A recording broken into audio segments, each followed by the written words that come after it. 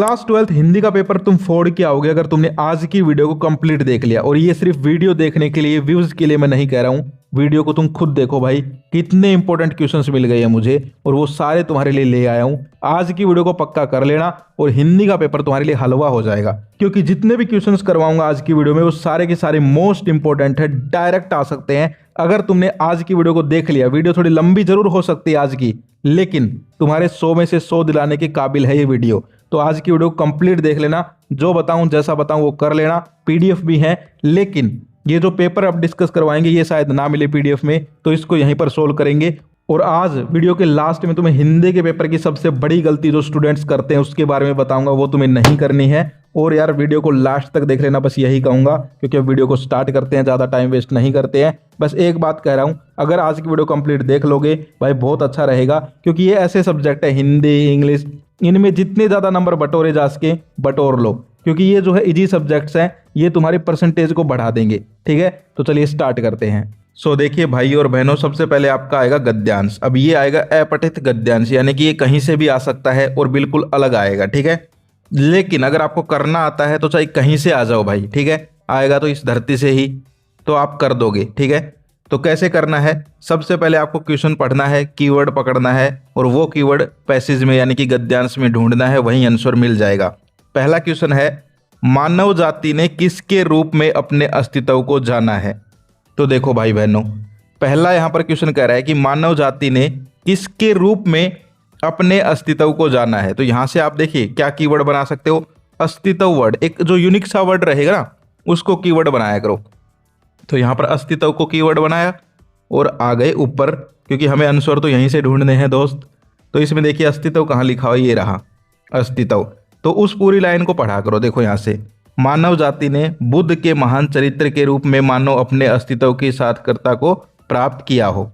समझ गए, तो यहाँ पर क्या हो जाएगा, बुद्ध की बात हो रही है, यानी कि यहाँ पर देखिए ऑप्शन भी दे रखे हैं, महान, सिकंदर, बुद्ध, उपर्युक्त सभी। तो इसमें क्या हो जाएगा, बुद्ध। ठीक है, और ये जो है महात्मा बुद्ध के बारे में ही है, पूरा पैसेज आप देखेंगे तो ये वैसे भी आप आंसर कर सकते हैं। ठीक है, दूसरा देखिए, वर्तमान समय में मनुष्य किससे पीड़ित है। ठीक है, ऐसे ही आपको पेपर में करना है जैसे मैं करवा रहा हूँ। ठीक है, ये नहीं है कि पूरा का पूरा आप पहले गद्यांश पढ़ रहे हो, फिर क्वेश्चन आंसर पढ़ रहे हो, फिर ढूंढ रहे हो। भाई हिंदी का पेपर है, लेंथी होने वाला है। ठीक है, इजी आएगा पेपर, लेकिन लेंथी आएगा, मैं पहले बता देता हूँ। ठीक है, और बहुत अच्छा स्कोर कर दोगे अगर तुमने जो है टाइम मैनेजमेंट के साथ पेपर कंप्लीट किया। समझ गए कैसे करना है वो बताऊंगा। तो दूसरा क्वेश्चन है, वर्तमान समय में मनुष्य किससे पीड़ित है। तो इसमें जो है पीड़ित यहाँ पर कीवर्ड बना सकते हो। ठीक है, ये कीवर्ड बन जाएगा और इसको ढूंढिए। एक बार ऑप्शन भी देख लीजिए ताकि हमें आंसर मिले तो ध्यान रहे। आत्मिक थकान, अहंकार, ए और बी दोनों, या आलस्य। तो देखिए हम यहाँ से कीवर्ड बनाया था पीड़ित। पीड़ित कहाँ लिखा हुआ है, देखिए यहाँ पर ढूंढिए, ये रहा, देखिए पीड़ित ये रहा। ठीक है, आपके साथ ही सोल्व करता हूँ, ऐसा नहीं है कि भाई मैं आंसर देख के आ गया। ठीक है ना दोस्त, फिर मज़ा नहीं आता भाई वीडियो बनाने में। आपके साथ ही सोल्व करता हूँ, इसलिए टाइम लगता है, ताकि आपको पता चले भाई कैसे ढूंढना है। तो ये रहा पीड़ित। ठीक है, तो अब ये पूरी लाइन पढ़ो, हमने तो हमारा कीवर्ड पकड़ा है अभी। देखिए यहाँ से, आज का मानव एक प्रकार की आत्मिक थकान, व्यक्तिगत और सामूहिक अहम भाव की वृद्धि से पीड़ित है। यानी दो चीजें हैं, एक तो आत्मिक थकान और एक अहम भाव। अहम भाव मतलब अहंकार। ठीक है, तो हमारे ऑप्शन भी क्या थे, देखिए आत्मिक थकान ये भी है, ऑप्शन बी अहंकार ये भी है, और ऑप्शन सी ए और बी दोनों। अब ऐसा कहीं ऑप्शन आ जाए तो ज़्यादातर वही होता है, और इसका भी यही है, क्या हो जाएगा, ए और बी दोनों। ठीक है, आत्मिक थकान से भी पीड़ित है और अहंकार से भी पीड़ित है, तो ऑप्शन सी कर देंगे कि भाई पहला ऑप्शन और दूसरा ऑप्शन दोनों इसके आंसर हैं। तो ये दोनों फिर सी ऑप्शन में है, ए और बी दोनों। तीसरा देखो, अपना दीपक स्वयं बनने से क्या तात्पर्य है। अब देखिए, अब थोड़ा हो गया ना हार्ड स्टार्ट, अब थोड़ा सा आपको दिमाग लगाना पड़ेगा। ठीक है, बातों को समझना पड़ेगा जो लिखी गई है बुद्ध के बारे में। ठीक है, तो यहाँ पर एक बार ऑप्शन पढ़ लीजिए, गलत मान्यताओं का त्याग करना, परोपकार के कार्य करना, सभी मनुष्यों से प्रेम करना, या फिर उपयुक्त सभी। ठीक है, तो एक बार देख लेते हैं हम, इसमें अगर हमारा कीवर्ड मिल जाता है अपना स्वयं दीपक बनना, ये लिखा हुआ होगा कहीं, देख लेते हैं एक बार। देखना इसमें ही ढूंढना, कभी अपनी तरफ से आंसर कर दो। देखिए यहाँ पर ये लिखा हुआ, जो अपना दीपक स्वयं बने। ठीक है, तो ये हमने कीवर्ड पकड़ा, पूरी लाइन पढ़ो, यहाँ से स्टार्ट होगी, स्टार्टिंग से ही। मानव जाति ने बुद्ध के महान चरित्र के रूप में मानव अपने अस्तित्व को प्राप्त किया। बुद्ध चाहते थे कि एक नए प्रकार का स्वतंत्र मनुष्य विकसित हो जो सब पूर्व मान्यताओं से स्वतंत्र हो, यानी कि पुरानी चीजों को ना मानता हो, जो अपना भविष्य स्वयं बनाए, यानी कि जो अपना भविष्य स्वयं लिखे, जो अपना स्वयं दीपक बने। ठीक है, और आप आगे पढ़ेंगे तो देखिए यहाँ पर भाई बुद्ध के विचार संकुचित मानसिकताओं से परे थे। ठीक है, दुनिया के सभी मामलों में। तो कहने का मतलब क्या है कि यहाँ पर जो है देखिए, अब पहला ऑप्शन जो है गलत मान्यताओं को त्याग करना, ये भी है ऊपर कि भाई वो पुरानी मान्यताओं को नहीं मानते थे, त्याग करते। ठीक है, और यही दूसरा है परोपकार के कार्य करें, अच्छे कार्य करना, सभी मनुष्यों से प्रेम करना, उपयुक्त सभी। तो इसमें क्या हो जाएगा, उपयुक्त सभी हो जाएगा। ये सारे ही काम है भाई। ठीक है, यानी ये आपको समझना पड़ेगा, बिल्कुल साफ साफ नहीं लिखा रहेगा। ठीक है, समझना पड़ेगा। आपने अब ये सारी चीजें पढ़ी यहाँ पर देखिए, तो इसका मतलब यही तो है, बुद्ध क्या चाहते थे भाई, स्वतंत्र मनुष्य हो, सब मान्यताओं से स्वतंत्र हो, अपना भविष्य स्वयं बनाए। ठीक है, अपना दीपक स्वयं बने। तो इसलिए क्या है कि भाई अच्छा आदमी हो, इसलिए तो कह रहे थे वो कि भाई अच्छा आदमी बने, सारे गलत चीजों को ना माने। तो इसमें उपयुक्त सभी हो जाएगा। थोड़ा दिमाग लगाना पड़ेगा दोस्त, सारे क्वेश्चंस ऐसे नहीं है कि बिल्कुल सेम टू सेम एक एक लाइन में मिल जाएंगे। तुम 8वीं क्लास में नहीं हो, 12वीं क्लास में, थोड़ा दिमाग लगाना पड़ेगा थर्ड क्वेश्चन से। ठीक है, तो इसमें क्या हो जाएगा, उपयुक्त सभी हो जाएगा। आगे चलते हैं। बुद्ध के अनुसार मनुष्य की शांति के लिए सबसे जरूरी क्या है? तो अब यहां से कीवर्ड बना लो, मनुष्य की शांति। ठीक है, क्या बना लेंगे, या फिर शांति बना लो। ठीक है, या मनुष्य की शांति, कितना भी छोटा मोटा कीवर्ड बना लो। ठीक है, इसको हम ढूंढते हैं। अब देखिए इसमें भी उपयुक्त सभी है, लेकिन फिर भी तुम्हें ढूंढना है भाई। ठीक है, ऐसा नहीं है, कई बार ऐसे भी हो जाता है भाई, उपयुक्त सभी जो है वो अनुस्वर भी नहीं भी होता, तो ढूंढना है। कभी सोचो भाई उपयुक्त सभी है तो चलो यही लगा देते हैं। देखिए यहाँ पर मनुष्य की शांति, शांति वर्ड जहां भी लिखा दिखे वहीं रुक जाएंगे हम लोग। ढूंढते हैं इसमें शांति कहाँ लिखा हुआ है। शांति शांति, ये रहा शांति। देखिए ये रहा, मुझे मिल गया। ये लाइन पूरी पढ़िए। बुद्ध ने स्पष्ट किया कि शांति के लिए आंतरिक सामंजस्य और आत्मिक संतुलन आवश्यक है। दो चीजें बताइए भाई अब। ठीक है, आगे भी पढ़ लेते हैं, कुछ और तो नहीं बताया। जो आत्मा संतुलित होती है, जो स्वतंत्र होती है। ठीक है ठीक है, नहीं भाई, दो चीजें बताइए बस, आगे कुछ नहीं बताया। क्या चीजें बताई? शांति के लिए आंतरिक सामंजस्य और आत्मिक संतुलन। ठीक है, अब हमारे ऑप्शन में देख लो भाई, इनमें से कोई है तो। पैसा है पहला ऑप्शन, तो ये तो नहीं है। दूसरा विद्या भी नहीं है। आत्मा का संतुलन, अब देखिए थोड़ा सा अलग लिखा हुआ है ना, आत्मा का संतुलन। और यहां पर क्या है, देखिए यहां पर ये है आत्मिक संतुलन। तो एक ही बात हो गई ना, एक ही बात हो गई। ठीक है, वहां आत्मिक कर दिया आत्मा को, समझ गए? तो इसमें क्या हो जाएगा, ऑप्शन सी हो जाएगा। देख सकते हो, मैं यही तो सिखाना चाहता हूं। ऐसा नहीं कि उपयुक्त सभी दे रखा है तो वही लगा देंगे ना, ऑप्शन सी होगा, आत्मा का संतुलन। बोलो क्लियर हुआ या नहीं हुआ? ध्यान से कर लो भाई मेरे साथ। जो तुम्हारा आएगा ना पैसेज, मैं कह रहा हूं, गारंटी मैं ले रहा हूं भाई, तुम 10 मिनट में कर दोगे, बल्कि 10 भी मैं ज्यादा बोल रहा हूं। ठीक है, 5 मिनट में कर दोगे अगर तुम इस तरीके से करोगे। वरना सिंपली लोग कैसे करते हैं, क्या तरीका होता है, पहले पूरा गद्यांश पढ़ेंगे, फिर एक क्वेश्चन पढ़ेंगे, फिर उसको ढूंढने लगेंगे भाई इसका आंसर कहाँ है, ये वो। लेकिन ये जो कीवर्ड वाला फॉर्मूला है, ये ट्रिक जो है आसान लगती है मुझे तो।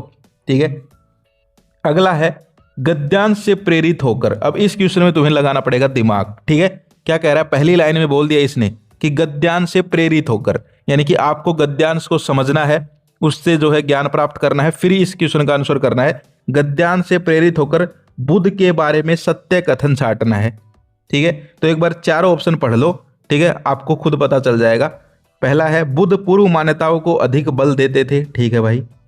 दूसरा है बुद्ध के विचार संकुचित मान्यताओं पर थे, वे शांति के लिए आंतरिक संतुलन को जरूरी समझते थे, वह प्रेम बंधन को सही मानते थे। ठीक है, हमने 4 ऑप्शन पढ़ लिए। अब देखिए हमें क्या छांटना है, सत्य छांटना है। ठीक है, तो इसका मतलब दिमाग लगाया करो, सत्य छांटना है तो 3 गलत होंगे इसमें से। समझ गए, समझ गए ना?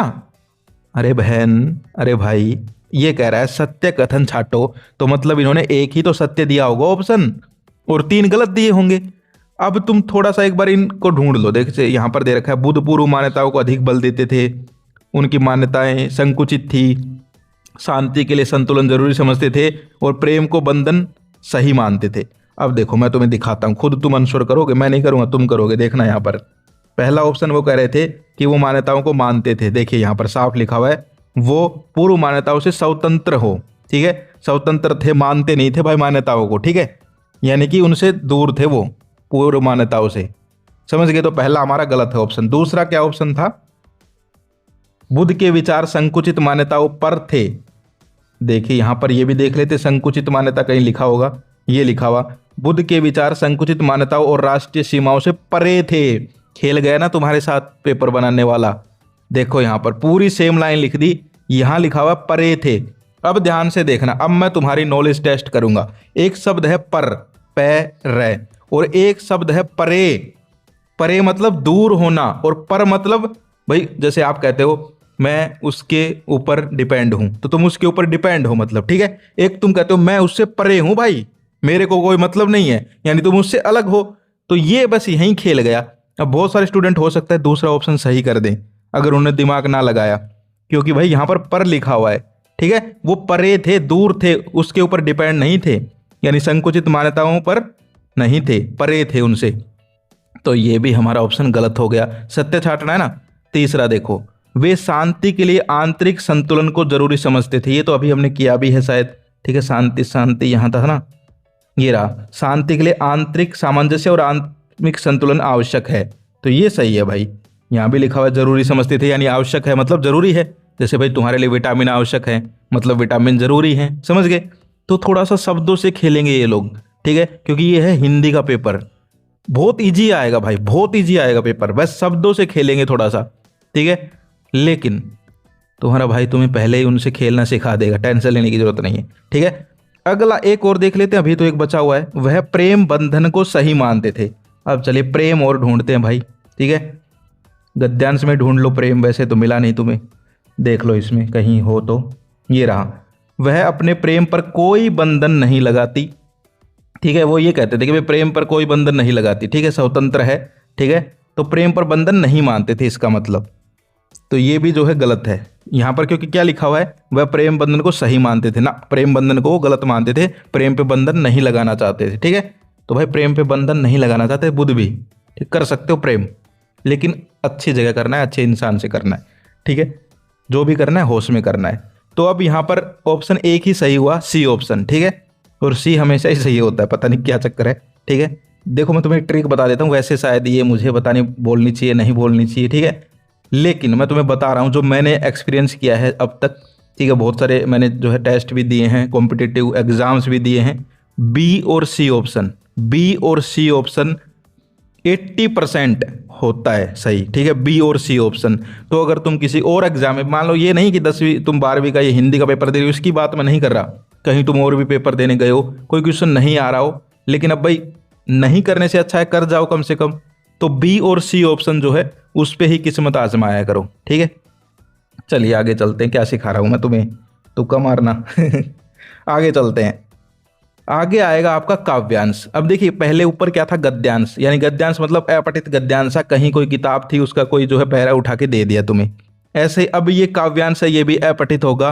किसी भी कविता, किसी की भी कविता हो सकती है, तुम्हारी कविताओं से तो आगे आएगा काम, अभी तो अपठित काम चल रहा है बिना पढ़ा हुआ, तो ये कहीं से भी आ सकता है। इसको भी ऐसे ही करना है, एक बार चाहो तो थोड़ा बहुत पढ़ लेना कि भाई किसके बारे में कविता। देखिए, जब हम होंगे बड़े देखना ऐसा नहीं रहेगा देश, अब भी कुछ लोगों के दिल में नफरत अधिक प्यार है कम, जब हम होंगे बड़े देखना घृणा का नाम मिटा कर लेंगे दम।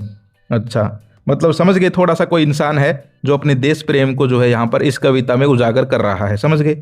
थोड़ा सा पता चल जाए कि भाई आइडिया हो जाए किसके बारे में कविता है, देश प्रेम के बारे में है, पशु पक्षी के बारे में है, पानी के बारे में है, थोड़ा सा पढ़ लेना 2-4 लाइनें। पहला प्रश्न है, कवि कौन सा परिवेश बदलना चाहता है।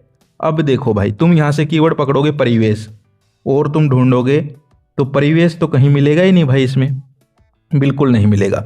ध्यान रखना, जो काव्यांश आएंगे उसमें तुम्हें कीवर्ड वाली जो ट्रिक है वो थोड़ी सी दिमाग लगा के आजमानी पड़ेगी, समझ गए, थोड़ी सी दिमाग लगानी पड़ेगी भाई। पैसेज होता है ऊपर, ठीक है, जो पाठों का पैसेज होता है उसमें तो वो ट्रिक अच्छे से काम कर जाएगी, लेकिन कविताओं में थोड़ा सा क्या होता है। अब देखो, कविताओं की तुम्हारे टीचर कविता पढ़ाते हैं तो व्याख्या भी तो करवाते हैं। व्याख्या क्यों करवाई जाती है, क्योंकि कविता में जो शब्द होते हैं उनका मीनिंग थोड़ा अलग होता है, ठीक है। तो इसलिए कविता में थोड़ी आपको ध्यान देना पड़ेगा। भाई पहला क्वेश्चन कह रहा है, कवि कौन सा परिवेश बदलना चाहते हैं। परिवेश का मतलब ये है कि भाई कौन सी चीज बदलना चाहते हैं, ठीक है, ये है सिंपल भाषा में। तो ऑप्शन देखो, प्यार का परिवेश, संघर्ष का, घृणा का, शांति का। अब आ जाओ, कवि क्या कहना चाह रहा है, तुम ध्यान खुद बताओगे इसका आंसर, मैं नहीं बताऊंगा, देखना। जब हम होंगे बड़े देखना, यानी कवि कह रहा है जब हम होंगे बड़े, ठीक है। तो कवि कह रहा है जब हम बड़े हो जाएंगे ऐसा नहीं रहेगा देश, ऐसा देश नहीं रहेगा। हम भी, अब भी कुछ लोगों के दिल में नफरत अधिक है। कवि कह रहा है कि अब तो कुछ लोगों के दिल में नफरत अधिक है, लेकिन जब बड़े हो जाएंगे तो आगे देखिए, प्यार है कम हम जब होंगे बड़े, घृणा का नाम मिटाकर लेंगे दम। क्या मिटाना चाहता है कवि, क्या चीज हटाना चाहता है? घृणा। यहाँ पर साफ लिखा हुआ घृणा, ठीक है। तो इसमें ऑप्शन भी घृणा है, सी ऑप्शन है, ठीक है। तो ये हो जाएगा। आ रहा है मजा कुछ, ठीक है, आ रहा है मजा करने में अब पेपर को, ठीक है। थोड़ा सा दिमाग लगाओगे सबसे इजी पेपर है भाई, टेंशन क्या ही ले रहे हो तुम। आगे चलते हैं। कवि के अनुसार कौन सी आदत सबसे पुरानी है? अब यहां पर कीवर्ड बना लो एक तो आदत, क्या पता मिल भी जाए, ठीक है। तो देखते हैं आदत कौन सी पुरानी है। आदत कहीं लिखा हुआ है, देखिए पढ़ी, कविता को पढ़ लिया करो यार, मजा भी आएगा पढ़ने में, ठीक है। हम जब होंगे बड़े देखना ऐसा नहीं रहेगा देश, अब भी कुछ लोगों की नफरत दिल में अधिक है, प्यार है कम हम जब होंगे बड़े, घृणा का नाम मिटा कर लेंगे दम, हिंसा के विषमय प्रभाव में कब तक और बहेगा देश, भ्रष्टाचार जमाखोरी की आदत बड़ी पुरानी है। आदत वर्ड हमें कीवर्ड मिल गया तो बस हमें रब मिल गया, ठीक है, क्योंकि कीवर्ड ही हमारा आंसर लेके निकाल के लाएगा। अब तो यहां पर देखिए दो बातें लिखी हुई, भ्रष्टाचार जमाखोरी की आदत बड़ी पुरानी है। तो दो चीजों की आदत बड़ी पुरानी है भाई, किसकी? भ्रष्टाचार जमाखोरी। ऑप्शन देख लीजिए अब आप लोग, अवस्थाओं की ना भाई, बी ऑप्शन जमाखोरी हाँ भाई, सी ऑप्शन भ्रष्टाचार हाँ भाई, और फिर डी ऑप्शन कह रहा है बै और से दोनों, हाँ भाई डी होगा इसका, ठीक है। बोलो हुआ कि नहीं आसान? बोलो, आसान हो जाएगा।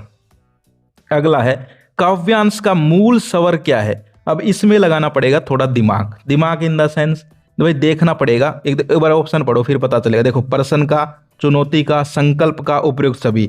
यानी कवि क्या कर रहा है भाई? प्रश्न कह रहा है, प्रश्न पूछना चाह रहा है कविता में, या फिर कोई चुनौती का सामना कर रहा है, जैसे तुम्हारी बादल राग कविता हो गई, वो चुनौती वाली कविता है, ठीक है।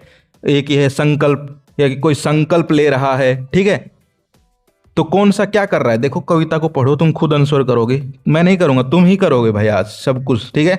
मैं बस तुम्हें सहारा दूंगा, तुम्हें रास्ता दिखाऊंगा, तुम खुद आगे आगे चलते जाओगे। देखो, जब हम होंगे बड़े देखना, ठीक है, ऐसा नहीं रहेगा देश, अब भी कुछ लोगों के दिल में नफरत अधिक, प्यार है कम, हम जब होंगे बड़े देखना घृणा का नाम मिटा कर लेंगे दम, ठीक है। यानी कवि क्या कर रहा है? कवि कह रहा है भाई, संकल्प ले रहा है कवि कि भाई ऐसा कर देंगे, वैसा कर देंगे, ठीक है। यानी तुम क्या कहते हो भाई, मैं संकल्प लेता हूं अब की बार 12th क्लास में फर्स्ट पोजीशन लेके आऊंगा, ठीक है। समझ गए? प्रश्न थोड़ा ना करते हो किसी से, संकल्प लेते हो तुम। तो ऐसे कवि क्या कर रहा है? संकल्प ले रहा है भाई कि जब हम हो जाएंगे बड़े तो यहाँ पर जो है ऐसे करेंगे, वैसे करेंगे, देश से नफरत मिटा देंगे, ठीक है। तो ऑप्शन देख लो भाई, संकल्प सी ऑप्शन है। बोलो हुआ कि नहीं? बोलो। आगे चलते हैं। काव्यांश के अनुसार क्या सहन नहीं किया जाएगा? काव्यांश के अनुसार, ठीक है, तो इसका अनुसार मतलब काव्यांश में मिल जाएगा, ठीक है। काव्यांश के अनुसार क्या सहन नहीं किया जाएगा? तो सहन कहाँ लिखा हुआ है, ठीक है। सहन कोई कीवर्ड होगा, देख लेते हैं, अगर नहीं होगा तो फिर हम और समझेंगे थोड़ा क्वेश्चन को, ठीक है।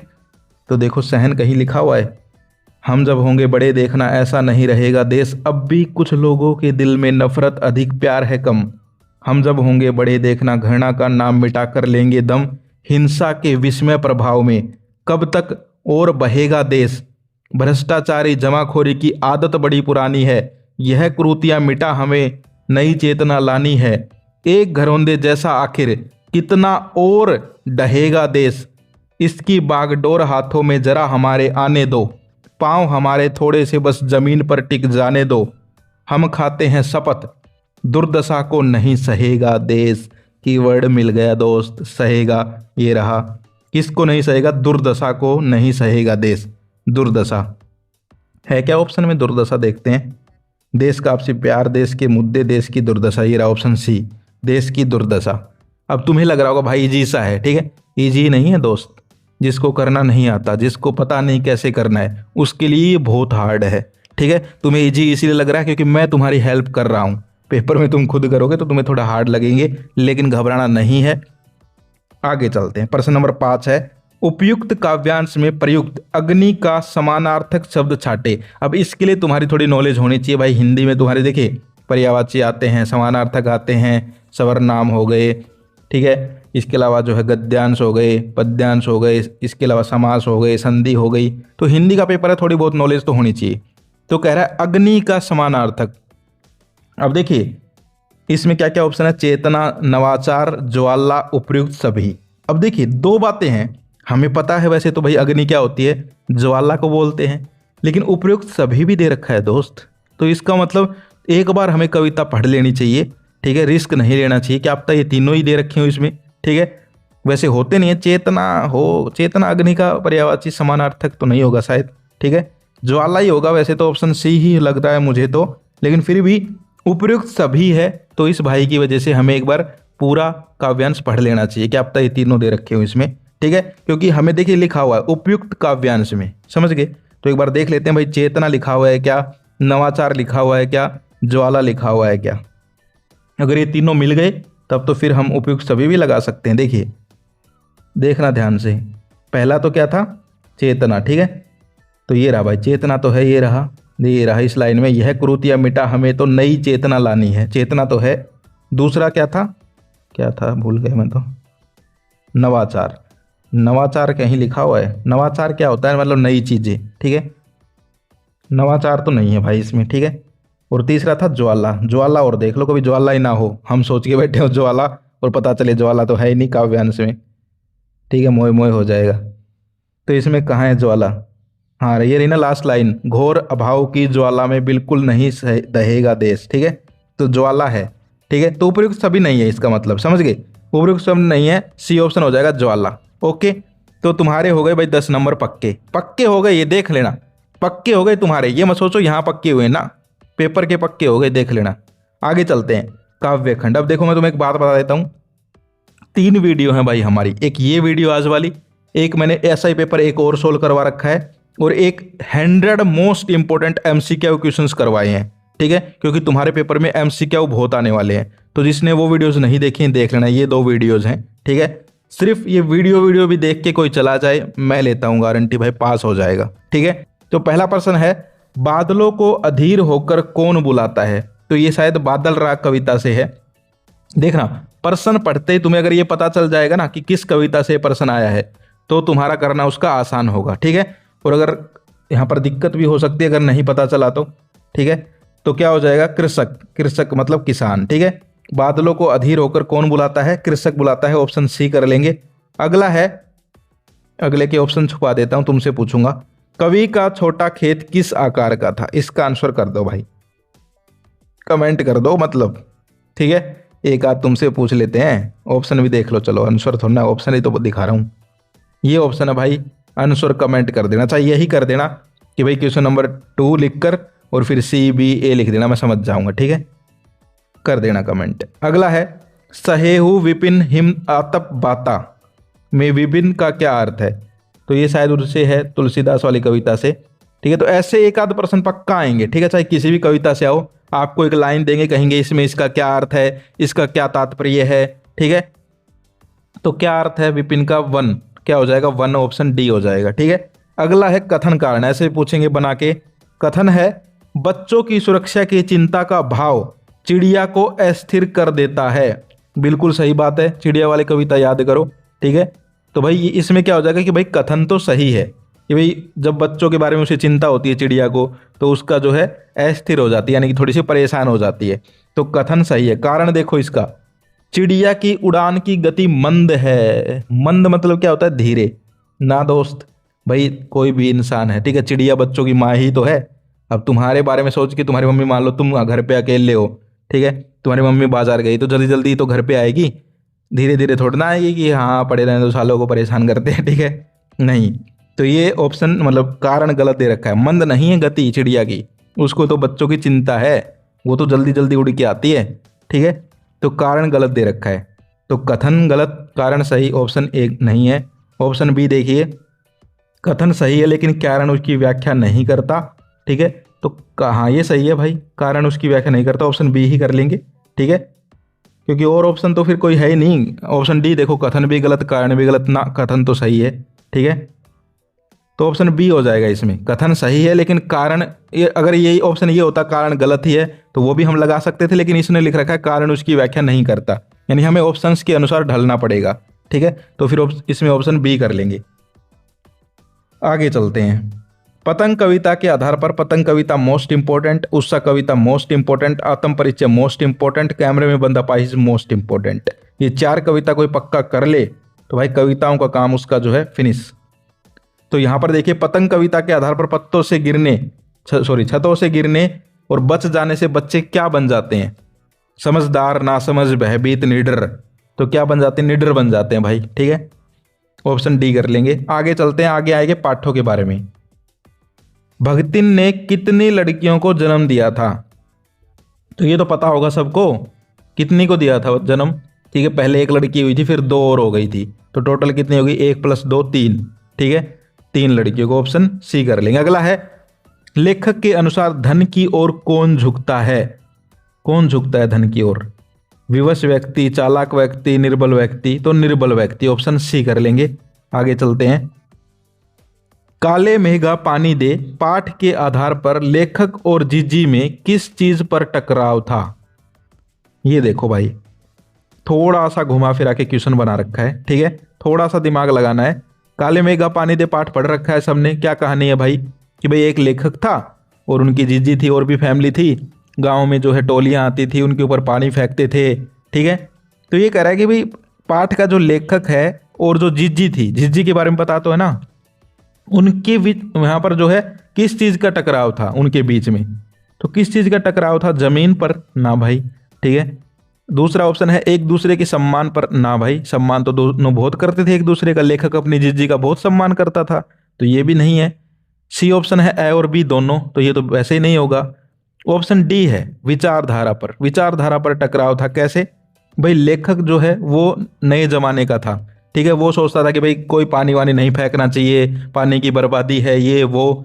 लेकिन जीजी जो है वो थोड़ी ओल्ड स्टाइल थी, वो कहती थी नहीं, पानी जो है डालने से जो है भगवान खुश होते हैं, ये वो। समझ गए ना? मतलब तुम समझ जाना चाहिए भाई, भावनाओं को समझो। समझ गए मेरी भावना? ठीक है, मतलब ऑप्शन क्या हो जाएगा? विचारधारा। समझ गए? पर्सन की भी भावना को समझ लिया करो कि भाई पर्सन कहना क्या चाहता है, उत्तर अपने आप मिल जाएगा। ठीक है, आगे चलते हैं। लुट्टन सिंह और चांद सिंह किस खेल से संबंध रखते थे? बहुत अच्छा क्वेश्चन है। ऑप्शन ए है क्रिकेट या जेनसन इम्पैक्ट, यानी कि पेयर बना के दे रखे हैं 2-2 खेल।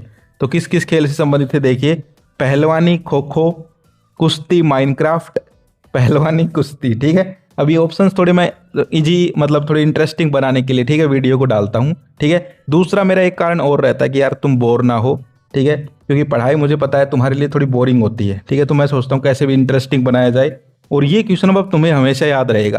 क्यों? क्योंकि भाई यार देखो, माइनक्राफ्ट गेम के बारे में बोला था, जेनसन इम्पैक्ट। ठीक है, तो इसलिए थोड़ा सा करता हूँ, टेंशन मत लिया करो। ऐसे क्वेश्चन पेपर में नहीं आएंगे, हाँ आगे चल के आने लग जाएंगे। क्यों? क्योंकि अब धीरे धीरे ज़माना बदल रहा है, क्या पता नए टीचर्स आए वो डालने लग जाएं ऐसे ऐसे ऑप्शंस। तो देखो भाई, लुट्टन सिंह और चांद सिंह किस खेल से संबंध रखते थे? अब तुम कहोगे भाई कुश्ती से रखते थे। ठीक है, लेकिन यार इन्होंने अब ऑप्शन ही ऐसे बना दिए, मतलब ठीक है, पहलवानी, कुश्ती, 2-2 के ऑप्शन दे दिए जोड़े में, तो हमें ऑप्शन डी करना पड़ेगा, पहलवानी, कुश्ती। ठीक है, एक ही बात है वैसे तो दोनों, लेकिन अब ऑप्शन ही ऐसा दे रखा है जोड़े में बना के, तो ऑप्शन डी कर लेंगे। अगला जो प्रश्न है मोस्ट इंपोर्टेंट है भाई, लेखक ने काल्पनिक जगत की वस्तु किसे कहा है? तो किसे कहा है बताओ, किसको कहा है? समता को, ऑप्शन डी कर लेंगे। आगे चलते हैं, अभिव्यक्ति माध्यम, इसमें थोड़ा ध्यान से करना प्रश्नों को। ठीक है, जहां तुमसे गलती हो सकती है पहले ही बता देता हूं। अगला है, मतलब पहला क्वेश्चन है, सर्वाधिक खर्चीला जनसंचार माध्यम कौन सा है? तो सर्वाधिक खर्चीला, क्वेश्चन को ध्यान से पकड़ा करो, क्वेश्चन कहना क्या चाहता है, भावना समझा करो। ठीक है, क्वेश्चन की अगर तुम भावना समझ गए, पर्सन की भावना समझ गए, तो फिर उत्तर मिल जाएगा। ठीक है, या फिर दुनिया में कोई भी चीज़ हो उसकी भावना समझ गए तो वो मिल जाएगी। ठीक है, तो इसमें देखिए, सर्वाधिक खर्चीला जनसंचार माध्यम कौन सा है, यानी कि सबसे ज़्यादा पैसे किस में लगते हैं ये पूछ रहे हैं। खर्चीला कौन सा है? पहला ऑप्शन पढ़ते जाओ और उत्तर मिलता जाएगा। ऑप्शन है रेडियो। अब रेडियो में क्या खर्चा है भाई? 250 रुपये का रेडियो आता है। ठीक है, अपने बड़े बूढ़े बजाते रहते हैं, क्या खर्चा है उसमें? दूसरा है दूरदर्शन। दूरदर्शन देखा है किसी ने? टीवी चैनल आता है, वो वैसे ही जो फ्री है। ठीक है, तीसरा है इंटरनेट, इसमें लगता है भाई खर्चा। ठीक है, रिचार्ज करवाते हो ना, 700 रुपये का, 900 रुपये का, 500 का, 649 का करवाते हो। कौन सा रिचार्ज करवाता है बताओ कमेंट करके। मेरा तो महंगा ही होता है क्योंकि मैं तो वीडियो वगैरह का काम भी करता हूँ। ठीक है, तो इसमें इंटरनेट कर लेंगे। अगला है पत्रकारिता लेखन का सबसे ज्यादा पहचाना स्वरूप कौन सा है। अब ये थोड़ा सा अजीब सा क्वेश्चन है, ठीक है, कि भाई पत्रकारिता लेखन होती है उसमें सबसे पहचाना स्वरूप कौन सा है, विशेष रिपोर्टिंग, इन डेप्थ रिपोर्ट या समाचार लेखन। तो समाचार लेखन, ठीक है। पत्रकारिता में भाई यही तो होता है, समाचार ही तो लिखते हैं पत्रकार। अरे टीवी पे आते हैं न्यूज चैनल, तो वो क्या करते हैं, समाचार बताते हैं, तो इसमें समाचार। आगे चलते हैं। भारतीय त्योहारों पर, देखिए ध्यान से देखना, भारतीय त्योहारों पर होने वाले कार्यक्रम किस विधा के अंतर्गत आते हैं। ऐसे क्वेश्चंस नहीं करवाए होंगे तुम्हारे टीचर्स ने, क्योंकि ये नए नए क्वेश्चंस है भाई, ठीक है। तो भारतीय त्योहारों पर क्या होता है मुझे ये बताओ। कोई इंटरव्यू थोड़ा ना लेते हैं, ठीक है। क्या होते हैं, नाटक होते हैं भाई, ठीक है, नाटक होते हैं। तुम देखते हो ना, जैसे दीपावली पे होता है, ठीक है, होली पे नाटक हो गया, दीपावली पे करते हैं नाटक, ठीक है, क्या बोलते हैं उसको, रामलीला, हाँ रामलीला। तो आपको पता होगा भाई नाटक ही होते हैं त्योहारों पर, तो इसमें ऑप्शन डी कर लेंगे, नाटक। अगला है फीचर लेखन कितने प्रकार के होते हैं। अब इसकी भी बता दो भाई कोई ट्रिक। देखो यार ये तो याद ही करना पड़ेगा। तो फीचर लेखन कितने प्रकार के होते हैं, 8 प्रकार के, ठीक है। बड़ा प्रश्न आ सकता है दोस्त इसके ऊपर, फीचर लेखन के ऊपर कर लेना। आगे चलते हैं। आगे जो है अभिकथन कार्ड बना के दे रखा है। देखिए कैसे 1-2 प्रश्न आएंगे, अभिकथन कार्ड बना देंगे या फिर कोई टेबल बना के पूछ लेंगे, ठीक है। ग्रामर में आएंगे टेबल वाले कि भाई समास मिलाओ आपस में, मैच द फॉलोइंग, ठीक है। तो ये है अभिकथन पढ़ते हैं। रिपोर्टिंग में भाषा सरल और स्पष्ट होनी चाहिए, तो ये बात सही है भाई। रिपोर्टिंग में जो भाषा है वो सरल और स्पष्ट होनी चाहिए, सही बात है भाई। कोई भी चीज़ हो उसमें भाषा सरल और स्पष्ट रहेगी तो अच्छा रहेगा हमारे लिए, ठीक है। और अगला है बीट रिपोर्टिंग, रिपोर्टिंग का एक प्रकार है, तो ये भी सही है भाई। बीट रिपोर्टिंग रिपोर्टिंग का एक प्रकार है, ठीक है। बीट रिपोर्टिंग पता होगा ना तुम्हें, तो ये भी सही है, यानी अभिकथन भी सही, कारण भी सही। तो अब ऑप्शन देखो भाई, अभिकथन सही, कारण गलत। पहला ऑप्शन ना, ये तो गलत है। दोनों सही है और सही व्याख्या करता है, ठीक है। दोनों सही है लेकिन व्याख्या नहीं करते। अभिकथन गलत, कारण सही है। तो देखिए कितने ऑप्शन हमारे कट गए, पहला ऑप्शन भी कट गया और डी ऑप्शन भी कट गया। बी और सी में से होगा, यानी कि हमें अब ये देखना पड़ेगा व्याख्या करते हैं या नहीं करते। तो देखो व्याख्या नहीं करते भाई, क्यों नहीं करते मैं समझा देता हूं दोस्त। पहले ऑप्शन में बात हो रही है रिपोर्टिंग में भाषा सरल और स्पष्ट होनी चाहिए, बिल्कुल होनी चाहिए, सही बात है। कारण है बीट रिपोर्टिंग, रिपोर्टिंग का एक प्रकार है, बिल्कुल सही बात है। लेकिन आपस में नहीं मिलते दोस्त, ठीक है। दोनों चीजें अपनी जगह सही है लेकिन आपस में नहीं मिल रही, तो इसमें ऑप्शन फिर कौन सा करेंगे, ऑप्शन सी करेंगे। दोनों सही है लेकिन व्याख्या नहीं करते, ऑप्शन सी हो जाएगा। अगला चलते हैं व्याकरण, ठीक है। अध्याय शब्द में कौन सी संधि है, अध्याय, अधि प्लस आय, अध्याय, ऐसे होगा ना, तो इसमें यण संधि हो जाएगी। कौन सी हो गई, यण संधि, ऑप्शन ए ही कर लेंगे। आगे चलते हैं। निम्नलिखित में से कौन एक कर्मधारय समास का उदाहरण है, मोस्ट इंपोर्टेंट है कर्मधारय समास, पक्का कर लो इसको, ठीक है। कर्मधारय हो गया, अव्यय भाव हो गया, इनकी डायरेक्ट जो है बड़ी डेफिनेशन भी आ सकती है क्योंकि बड़े प्रश्न भी तो आएंगे व्याकरण के। तो कर्मधारय हो जाएगा भाई इनमें से महापुरुष, महान है जो पुरुष, ठीक है, महापुरुष, ऑप्शन सी हो जाएगा। अगला है शुद्ध वाक्य छांटना है। अब देखो भाई इन्हीं में थोड़ा दिमाग लगाना, ध्यान देना। पहला ऑप्शन है वह विलाप रोने लगी, अच्छा, इसमें सारे ऑप्शन पढ़ने एक बार। ऑप्शन बी है वह विलाप करके रोई, अच्छा।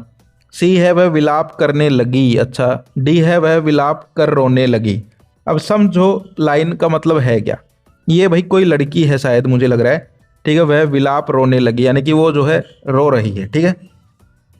तो इसको हम कैसे बोल सकते हैं, वह विलाप रोने लगी। विलाप का मतलब क्या होता है, ये विलाप बीच में घुसा रखा है, इसका मतलब ही रोना होता है, तो ऐसे थोड़ा ना बोलेंगे वह विलाप रोने लगी, ठीक है, क्योंकि भाई रोने का मतलब भी विलाप ही है, ठीक है। तो दो बार थोड़ा ना बोलेंगे रोने रोने, तो ये गलत है। पहले दूसरा है वह विलाप करके रोई, ये भी गलत है।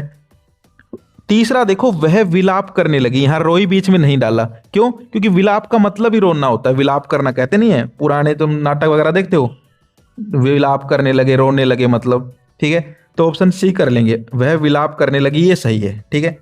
आगे चलते हैं। परि प्लस अटन का संधि रूप क्या होगा, परि प्लस अटन, ऑप्शन देखिए परिवर्तन, ना ये तो नहीं होगा। ऑप्शन बी है पर्यटन, परि प्लस अटन, पर्यटन, हाँ ये होगा, ऑप्शन बी हो जाएगा पर्यटन। कौन सी संधि है ये तुम बता दो कमेंट करके, पर्यटन में कौन सी संधि है, कमेंट कर देना भाई, ठीक है। अब तक 2-3 क्वेश्चन पूछे हैं मैंने, कमेंट देखूंगा तुम सारों के भाई, ठीक है। और बहन एक बहन कह रही थी वीडियो में कि आप भाई भाई बोलते हो भाई पूरी वीडियो में। ठीक है, तो वो थोड़ी आदत बनी हुई है ना, कोई दिक्कत नहीं है। चलिए अब बोल देता हूँ, जितनी भी बहनें वीडियो देख रही हैं, पर्यटन में कौन सी संधि है कमेंट करके बताना। आगे चलते हैं। दुख है जीवन तरु के मूल में कौन से अलंकार की चठा है। यानी सिम, अब देखो पूछने का तरीका देखो इनका, दुख है जीवन तरु के मूल में कौन से अलंकार की चठा है। सिंपल क्या पूछना चाह रहे हैं भाई, इसमें कौन सा अलंकार है, समझ गए। तो देखो दुख है जीवन तरु के मूल, ऑप्शन पढ़ लेते हैं। अनुप्रास, रूपक, उत्प्रेक्षा और रूपक दोनों, केवल उपमा। ये ऑप्शन नहीं है, ऑप्शन नीचे है, ये तो क्वेश्चन ही है अभी। ऑप्शन नीचे है देखो, केवल चौथा यानी केवल उपमा, पहला दूसरा दोनों यानी कि अनुप्रास रूपक दोनों, सी है केवल दूसरा यानी कि सिर्फ रूपक, और डी है इनमें से कोई नहीं। लो भाई अब हो गए थोड़े कंफ्यूज, ठीक है, अब हो गए थोड़े कंफ्यूज।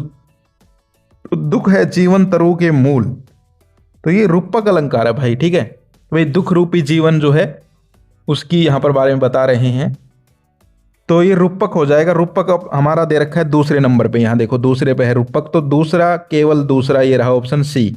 तो क्या हो जाएगा, केवल ऑप्शन दूसरा मतलब सी हो जाएगा, ठीक है। आ गया समझ में। तो ऐसे करने हैं आपको, घबराना नहीं है भाई, ठीक है। तुम्हें उलझाने के लिए देते हैं ऐसे घुमा फिरा के, तुम्हें उलझना नहीं है। आगे चलते, अब आए हैं बड़े क्वेश्चन स्टार्ट हो जाएंगे। अब तक तो खेल चल रहा था भाई एमसीक्यू का, देखो कितने क्वेश्चन एमसीक्यू के हमने अब तक किए, देखा। तो इसलिए एमसीक्यू वाली 100 मोस्ट इंपोर्टेंट एमसीक्यू जो है वो वीडियो देख लेना। इस साल के एक मैंने पुरानी साल की बना रखी है भाई, ठीक है, पिछले साल की, लेकिन इस साल वाली देखना। तो इसमें क्या है, मैं रोया इसको तुम कहते हो गाना, मैं फूट पड़ा कहते हो छंद बनाना, क्यों क्यों कवि कहकर संसार मुझे अपनाए, मैं दुनिया का हूँ एक नया दीवाना। तो ये कविता है, इसका प्रसंग व्याख्या करनी है, ठीक है। अब मैंने तुम्हें पहली वीडियो में बताया था व्याख्या करनी आएगी और में आएगा उत्तरों के प्रश्न दो। मैं तुम्हारी जगह हूँगा, मैं भाई उत्तरों के प्रश्न देने वाला प्रश्न करूंगा और में अगर होगा तो, ठीक है। एक ही करना, कहीं तो दोनों ही कराते हैं दोस्त, भाई क्यों टाइम वेस्ट कर रहे हो, ठीक है। दोनों करने लग जाओगे एक तो सीट क्या पता भर जाए तुम्हारी, और जो तुम्हें करना है क्वेश्चन उसके लिए ही जगह ना बचे, तो इसलिए दोनों नहीं करने, एक ही करना है, ठीक है। तो इसमें देखिए तुम व्याख्या कर सकते हो, इसका स्क्रीनशॉट ले लो या फिर दे दूंगा चलो मैं ये पेपर, ठीक है। कर लेना इसको सोल्व, कोई दिक्कत नहीं है। तो इसमें हम ये वाला मैं सोल्व करवा देता हूँ, व्याख्या तुम कर लेना। पहला प्रश्न है, ये किसे दे रखा है ये तो देख लें एक बार। फिर हम पर्दे पर दिखलाएंगे फूली हुई आंख की एक बड़ी तस्वीर। अच्छा ये उससे है, कैमरे में बंद अपाहिज से। तो पहला प्रश्न है, प्रस्तुत काव्यांश के कवि और कविता का नाम लिखिए। भाई ये तो बहुत ईजी है, ठीक है, कैमरे में बंद अपाहिज, ठीक है। कौन है, रघुवीर सहाय, रघुवीर सहाय ना, हाँ। दूसरा है, इन पंक्तियों में किस रस की चठा देखने को मिलती है। तो भाई इन पंक्तियों में देखिए, फिर हम पर्दे पर दिखलाएंगे फूली हुई आंख की एक बड़ी तस्वीर, तो ये करुण रस है भाई, ठीक है। वो जो है बेचारे उसको अपाहिज को रुलाना चाहते हैं, ठीक है। तो करुण रस की चठा देखने को मिलती है। अगला है, प्रस्तुत पंक्तियों में पर्दा शब्द किसके लिए प्रयुक्त हुआ है। फिर हम पर्दे पर दिखलाएंगे यानी टीवी पर दिखलाएंगे, ये कहना चाह रहे हैं वो, ठीक है। तो इसमें हो जाएगा टीवी के लिए, पर्दा शब्द किसके लिए हुआ है, टीवी के लिए। अगला है चौथा, कविता में किसके अधिकारी यह सब क्रियाकलाप रच रहे हैं। ये थोड़ा अलग सा क्वेश्चन है, अलग सा क्वेश्चन है, मतलब कि भाई तुम्हें थोड़ा दिमाग लगाना पड़ेगा। ये कह रहा है कविता में किसके अधिकारी यह सब क्रियाकलाप रच रहे हैं। तो किसके अधिकारी थे वो लोग, दूरदर्शन के अधिकारी, ठीक है। भाई वही तो थे दूरदर्शन के अधिकारी, उस बेचारे अपाहिज को रुलाना चाहते थे, तो दूरदर्शन के अधिकारी। अगला है, उपयुक्त पंक्तियों में उसके सर्वनाम किसके लिए प्रयुक्त हुआ है। उसके कहाँ लिखा हुआ है देखो कविता में। फिर हम पर्दे पर दिखलाएंगे फूली हुई आंख की एक बड़ी तस्वीर, बहुत बड़ी तस्वीर, और उसके होठों पर एक कसमसाहट। उसके होठों पर मतलब अपाहिज के होठों पर, तो किसके लिए प्रयुक्त हुआ है, उस अपाहिज व्यक्ति के लिए उसके शब्द, ठीक है। आगे चलते हैं, आगे हैं आपके यहाँ पर जो है कविताओं के प्रश्न। अब देखिए यहाँ भी मैं कुछ करवा रहा हूँ, ठीक है। एक मैंने जो पहले वीडियो बनाई थी उसमें भी करवाए थे, और जो पीडीएफ दूंगा उसमें भी है भाई, ठीक है। पक्का कर जाना बस इनको, इनसे बाहर कुछ नहीं आएगा, ठीक है। थोड़ा घुमा फिरा के आ सकते हैं लेकिन चीजें वही पूछेंगे। पहला है, उत्सा कविता का मूल भाव या उद्देश्य। किसी भी कविता का आ सकता है, ये उत्सा का जरूरी नहीं है, लेकिन उत्सा का जो है इंपॉर्टेंट है। दूसरा पतंग का भी इंपॉर्टेंट है, और ठीक है एक ये कैमरे में अपाहिज वाला, ठीक है। तो ऐसे जो है 2-3 इंपॉर्टेंट कविता मैंने आपको स्टार्टिंग में बताई थी, इनके तो पक्का कर लेना भाई, ठीक है। और देखो कविता का मूल भाव आ जाए तो उस कविता के बारे में लिखना होता है थोड़ा सा, समझ गए। अगर मान लो तुम्हें नहीं भी आता हो तो उस कविता के बारे में कुछ भी पता हो लिख देना। मान लो आ गया छोटा मेरा खेत, ठीक है, तो आपको पता है खेत के बारे में बता रहा है तो खेत के बारे में लिख दो थोड़ा बहुत, समझ गए। तो छोड़ के मत आना कुछ भी, बस मैं ये चाहता हूँ यार, ठीक है। चाहे तुम एक लाइन लिख के आ जाओ, ठीक है, लिख के आ जाओ बस, क्योंकि जो कॉपी चेक करते हैं ना, ठीक है, टीचर से बातचीत होती है हमारी, वो कहते हैं भाई अगर सीट ही खाली है तो हम कहाँ नंबर दें बच्चों को, लेकिन कोई बच्चा अगर लाइन लिखता है तो फिर हम उसको नंबर देते हैं, चाहे आधा ही नंबर दो, ठीक है। तो लिख कर आना है। अगला है इसके या में, पतंगों के साथ साथ वे भी उड़ रहे हैं, यानी पतंगे उड़ रही हैं उसके साथ साथ वे भी उड़ रहे हैं, एक लाइन है ना कविता में। तो बच्चों का उड़ान से कैसा संबंध है ये आपको बताना है, तो कर लोगे ये। अगला है बादल राग कविता में ए विप्लव के वीर किसे कहा गया और क्यों, ठीक है। तो ये भी एक इंपॉर्टेंट क्वेश्चन है और देख लीजिए। आगे देखिए, अब जो है आपका जो है जैसे काव्यांश आया था ना कि भाई व्याख्या करो या प्रश्नों के उत्तर दो, ऐसे गद्यांश आएगा। ये सब कुछ पढ़े हुए हैं तुम्हारे, ठीक है। जो स्टार्टिंग में आया था ना पहला क्वेश्चन वो अपठित थे, ये पढ़े हुए हैं, पठित हैं। तो देखो पहला दे रखा है, यह विडंबना की बात है इस युग में जातिवाद, अच्छा ये उससे है, श्रम विभाजन और जाति प्रथा, यानी डॉक्टर अंबेडकर वाला जो पाठ है उससे है। तो इसके बारे में लिख देना भाई, ठीक है, ये तुम करना, मैं ये करवा देता हूँ, ठीक है। पैसा पावर है, अच्छा ये वो उससे है, क्या बोलते हैं उसको, बाजार दर्शन से। प्रश्न है गद्यांश के आधार पर पाठ और लेखक का नाम लिखिए। पाठ है शायद बाजार दर्शन, लेखक कौन है दिमाग से निकल गया। बाजार दर्शन के लेखक हैं शायद जैनेंद्र कुमार हैं, ठीक है, जैनेंद्र कुमार हैं, ठीक है। और दूसरा प्रश्न है पैसे की परचेजिंग पावर के प्रयोग को पावर का रस नहीं मानते, ऐसे कौन से लोग फिजूल सामान को फिजूल समझते हैं। कितना बड़ा प्रश्न बना रखा। तो इसमें हो जाएगा ऐसे कौन से लोग फिजूल सामान को फिजूल समझते हैं। तो देखो भाई कीवर्ड बना लो फिजूल सामान, ठीक है, या फिर परचेजिंग पावर बना लो। परचेजिंग पावर बना लेते हैं इस प्रश्न में, देखो ये रहा, ढूंढो यहाँ पर कहाँ लिखा हो परचेजिंग पावर, ये रहा। पैसे की उस परचेजिंग पावर के प्रयोग में ही पावर का रस है, लेकिन नहीं, लोग संयमी भी होते हैं, वे फिजूल सामान को फिजूल समझते हैं। तो इसमें मतलब कौन लोग, यही तो पूछा है, ऐसे कौन लोग, तो संयमी लोग, ठीक है। अगला है किस किस कारण मन गर्व से फूला रहता है। मन गर्व से फूला रहता है, ठीक है। तो इसमें यही कीवर्ड बना लो, मन गर्व से फूला, ठीक है। मन गर्व कहाँ लिखा हुआ है, देखो थोड़ा सा लास्ट लाइन में लिखा हुआ है, देखो भाई, पैसे से जुड़ा होने पर खुद उसका मन गर्व से फला फूला रहता है। तो किस कारण, पैसे के कारण। क्या कर देंगे इसमें तीसरे में, पैसे के कारण मन गर्व से फला फूला रहता है। अगला है फोर्थ, गद्यांश में प्रयुक्त पंक्तियों में लेखक के अनुसार किस पावर में रस है। तो अभी आया था ना परचेजिंग पावर, ये रहा, परचेजिंग पावर के प्रयोग में ही पावर का रस है, तो इसमें हो जाएगा परचेजिंग पावर के पावर में रस है। अगला है उपयुक्त पंक्तियों के अनुसार क्या अनदेखे भी दिख जाता है।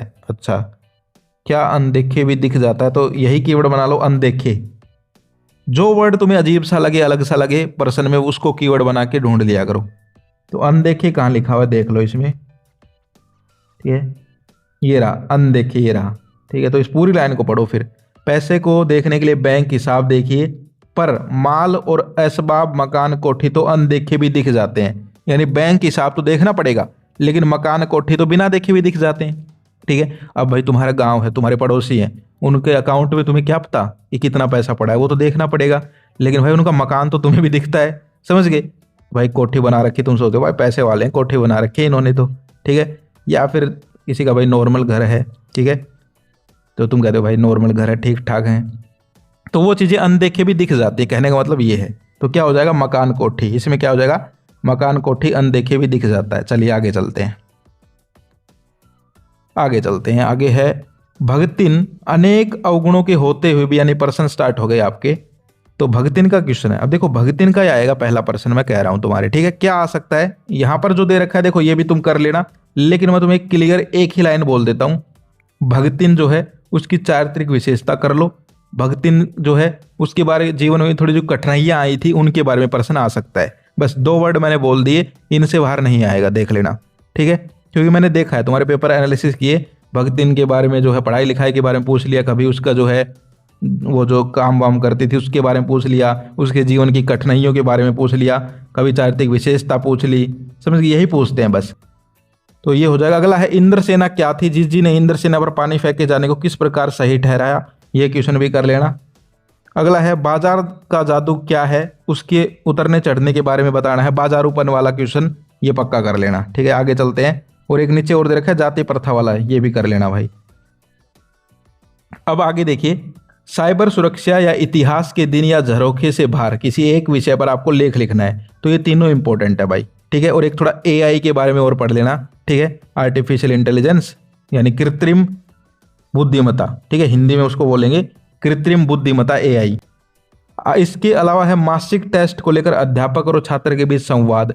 संवाद कैसे लिखते हैं भाई, पहले छात्र या सॉरी पहले अध्यापक बोलेगा चलो बच्चों आज क्या करना है क्लास में, ठीक है, फिर छात्र और 2 डॉट लगा के सर आज तो टेस्ट लेना है, क्योंकि यहाँ पर दे रखा है मासिक टेस्ट, ठीक है, यानी मंथली टेस्ट होते हैं ना, यूनिट टेस्ट, उसके बारे में, सेट एग्जाम। अगला है रेडियो नाटक और सिनेमा रंगमंच में क्या अंतर है, ये क्वेश्चन इंपॉर्टेंट है भाई।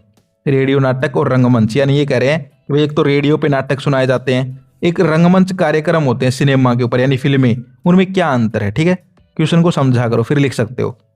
अगला है कहानी का नाट्य रूपांतर करते समय किन चुनौतियों का सामना करना पड़ता है, या फिर ये प्रश्न ऐसे भी आ सकता है कहानी का नाट्य रूपांतर कैसे करें, कहानी का नाट्य रूपांतर करते समय किन बातों का ध्यान रखना चाहिए। तो क्वेश्चन थोड़े बहुत घुमा फिरा के आ सकते हैं, लेकिन जिसने जो है कीवर्ड पकड़ा क्वेश्चन का और उसके बारे में पढ़ लिया वो कहीं मार नहीं खाएगा दोस्त। आगे चलते हैं, अभिव्यक्ति माध्यम। पत्रकारीय लेखन क्या है, पत्रकारों के प्रकार पर प्रकाश डालिए, ऐसे आ सकता है। प्रिंट माध्यम क्या है, इसके प्रकारों पर प्रकाश डालिए। समाचार लेखन क्या है, इसके प्रकारों पर प्रकाश डालिए। तो ऐसे बड़े प्रश्न आएंगे, यानी समझ गए। तो पत्रकारीय लेखन क्या है लिख दोगे, फिर पत्रकारों के बारे में बता देना, 3 प्रकार के होते हैं, ठीक है। अगला है फीचर लेखन क्या है, इसके कितने प्रकार है, विस्तार से समझाना है, समझ गए। समाचार पत्र विशेष लेखन में क्या है, इसके अथवा में दे रखा है, ठीक है। आगे चलते हैं, सिल्वर वेडिंग दिख गया भाई। सिल्वर वेडिंग दिखते ही यशोधर बाबू की याद आती है, कृष्णनंदा की याद आती है, पत्नी की याद आती है, यशोधर बाबू की पत्नी, ठीक है। तो इसमें देखिए सिल्वर वेडिंग कहानी के आधार पर यशोधर बाबू और उनकी पत्नी की चारित्रिक विशेषताएं, 3 ही ये पात्र हैं बस इस कहानी में, इनसे ही क्वेश्चन जुड़े हुए आते हैं। यशोधर बाबू क्या आएगा, पत्नी का आ जाएगा, कृष्णनंदा का आ जाएगा, ठीक है। तो यही चीजें। अगला है यशोधर बाबू की पत्नी समय के साथ ढल सकने में सफल थी, लेकिन यशोधर बाबू नहीं थे। अब दोनों एक ही क्वेश्चन है भाई, यही चीज समझ लो, बस यही चीज समझ लो जो मैं चाहता हूं कि तुम क्वेश्चन जो है घबराओ ना देख के भाई, 2 क्वेश्चन, 2 नहीं है ये क्वेश्चन, एक ही क्वेश्चन को 2 तरीके से लिख रखा है दोस्त, ठीक है। तो कर लोगे ये। अगला है जूझ कहानी के माध्यम से लेखक क्या संदेश देना था। जूझ कहानी का भाई संदेश ही आता है, क्योंकि कहानी ऐसी है भाई, ठीक है, मोटिवेशनल स्टोरी है, तो उसका संदेश बहुत आता है। या फिर ऐसे आ सकता है, या ये तुम ये मत सोचो भाई मैंने इतने पर्सन लिख दिए, इतने नहीं है, ये 3 ही पर्सन है बस, ठीक है, तीनों को अलग अलग तरीके से लिख रखा है। जूझ कहानी प्रतिकूल परिस्थितियों में संघर्ष की प्रेरक गाथा है, स्पष्ट कीजिए, बताओ। श्री सौंदलगेकर यानी वो जो टीचर थे उसके बारे में आ जाते हैं कई बार। अगला है सिंधु घाटी संस्कृति या मोहनजोदड़ो, इसके ऊपर प्रश्न आ सकते हैं। या फिर जो है महाकुंड हो गया, बौद्ध स्तूप हो गया, उसके ऊपर प्रश्न आ सकते हैं। अब आ जाएगी व्याकरण। पुनरुक्ति प्रकाश या रूपक अलंकार की परिभाषा और उदाहरण दीजिए। तो ये क्वेश्चन कर सकते हो, इसके अथवा में और आ सकता है कनक कनकते सौगुनी मादकता अधिका, इसमें कौन सा अलंकार है। तो इसमें जो है मेरी भाई और मेरी बहनें बताएंगी कमेंट करके कौन सा अलंकार है, कमेंट कर देना, जिसका सही होगा पिन कर दूंगा, ठीक है, कमेंट कर देना।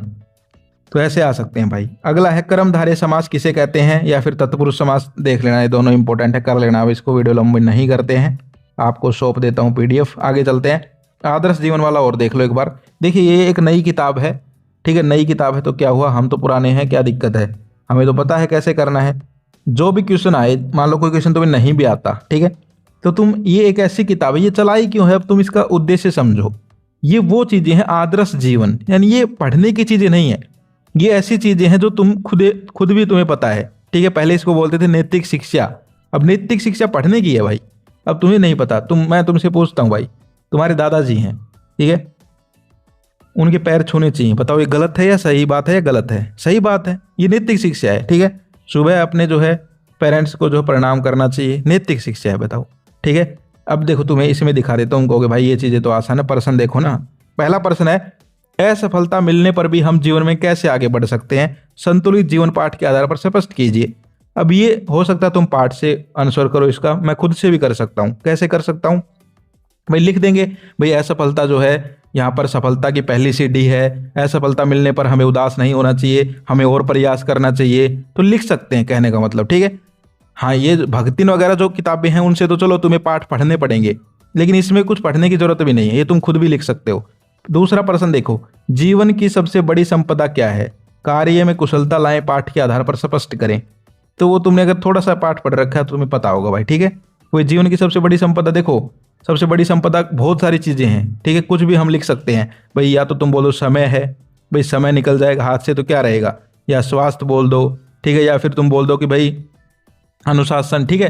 तो वो जो सारी चीज कुछ भी लिख सकते हो। अगला है मन की मजबूती के लिए हमें क्या करना चाहिए। तो ये सारे ऐसे प्रश्न आएंगे जो तुम खुद भी कर सकते हो, कोई दिक्कत नहीं है, क्वेश्चन छोड़ के मत आना। देख लो भाई। अगला है पति की मृत्यु होने पर दुर्गा देवी ने क्रांतिकारी गतिविधियों में कैसे भूमिका निभाई। ये प्रश्न ऐसे भी आ सकता है, दुर्गा देवी कौन थी, भगत सिंह राजगुरु की मदद कैसे की। अब दोनों प्रश्न एक ही हैं, ऊपर बस ये लिख दिया क्रांतिकारी गतिविधियों में कैसे भूमिका निभाई, नीचे लिख दिया उन्होंने भगत सिंह और राजगुरु की कैसे मदद करी। भाई भगत सिंह राजगुरु कौन थे, क्रांतिकारी तो थे, ठीक है, हमारी मान विभूतियां ही तो थी। तो क्वेश्चन को पूछने के तरीके बदल रहे हैं, क्वेश्चन की जान वही है, मतलब आंसर वही है, ठीक है। आगे देखो, गीता में सच्चा कर्मयोगी किसे कहा गया है। ये है निम्नलिखित का सरलार्थ कीजिए, ये एक मंत्र दिया है, इसका सरलार्थ करना है। और लास्ट प्रश्न, जीवन में संघर्षों को अपनाकर विजयश्री को प्राप्त किया जा सकता है। बिल्कुल सही बात है, अब ये पढ़ने की जरूरत हो ना, संघर्ष करोगे तभी जो है विजयश्री, मतलब अब विजयश्री कोई लड़की का नाम नहीं, विजयश्री मतलब सफलता, जीत, ठीक है। तो ये ऐसे करने, तो ये जो है पूरा का पूरा डॉक्यूमेंट मैं तुम्हें दे देता हूँ, ठीक है। इसके अलावा जो एक पेपर पहले करवाया था उसकी पीडीएफ भी दे दूंगा। इसके अलावा एमसीक्यू क्वेश्चन है मेरे पास 100 इंपॉर्टेंट, एक तो मैंने वीडियो बनाई है वो अलग है, वो देख लेना, उससे अलग 100 और रखे मेरे पास, वो भी मैं इसमें अटैच कर दूंगा। तो एक तो पीडीएफ ये हो जाएगी, इसको हम बोलेंगे पीडीएफ नंबर 2, ये वाली। एक मैं तुम्हें दूंगा पीडीएफ नंबर 1, 2 पीडीएफ दे रहा हूँ डिस्क्रिप्शन में, ठीक है। उसमें जो है इंपॉर्टेंट क्वेश्चन सारी किताबों के, और एक सोल्ड पेपर दूंगा, वो कर लेना, ठीक है। तो 2 पीडीएफ है, पीडीएफ 1 और पीडीएफ 2, समझ गए। पीडीएफ 1 जो है जिसको पास होना हो, अच्छे नंबर लेके आने हो, टॉपर बनना हो, वो पीडीएफ 1 और 2 दोनों कर लेना। लेकिन जिसको सिर्फ पास होना हो वो पीडीएफ 1 कर लेना, ठीक है, वरना दोनों करनी है, जिसको अच्छे नंबर लेके आने हैं। कोई दिक्कत नहीं है, आराम से हो जाएगी। पीडीएफ थोड़ी लंबी जरूर हो सकती है क्योंकि 100 क्वेश्चन है, ठीक है, एमसीक्यू क्वेश्चन है, उनको एक बार पढ़ लोगे ना तो बस रेडी हो जाएंगे तुम्हारे, ठीक है। तो ये करके चले जाना, और मेरी तरफ से ऑल द बेस्ट है। नेक्स्ट पेपर और किसका बच गया, अब तो शायद खत्म ही होने वाले, कमेंट करके बता देना। Wish you all the best, जो पूछा है उसका आंसर कर दो कमेंट में। और पीडीएफ का पासवर्ड और बता देता हूँ, 2 पीडीएफ है, फिर से कह रहा हूँ, जिनको भाई बिल्कुल ये है कि भाई टॉपर बनना है, हिंदी का टॉपर, ठीक है, हिंदी में पूरे के पूरे नंबर स्कोर करने हैं, वो दोनों पीडीएफ कर लेना। जिसको ये है कि भाई हमें तो बस कैसे भी पास होना है सिर्फ अच्छे नंबरों से, ठीक है, सिर्फ पास का मतलब ये नहीं कि भाई 33 ना, मेरी पीडीएफ में इतना दम है कि पास का मतलब मेरा होता है 50+ नंबर, ठीक है। तो वो तुम्हारे आ जाएंगे, कोई सी भी एक पीडीएफ कर लेना, मैं कहता हूँ पहले कर लेना जिसको पास होना हो, ठीक है। तो ये थी आज की वीडियो। पासवर्ड बता देता हूँ, पासवर्ड रहेगा 62, क्या रहेगा पासवर्ड, 62 रहेगा। डिस्क्रिप्शन में दोनों पीडीएफ हैं, दोनों डाउनलोड करके पढ़ लो। तो ऑल द बेस्ट। बस एक चीज़ का ध्यान रखना, हिंदी के पेपर में लेंथी हो सकता है, टाइम पे पेपर पूरा कर लेना। ओके, ऑल द बेस्ट, जय हिंद जय भारत।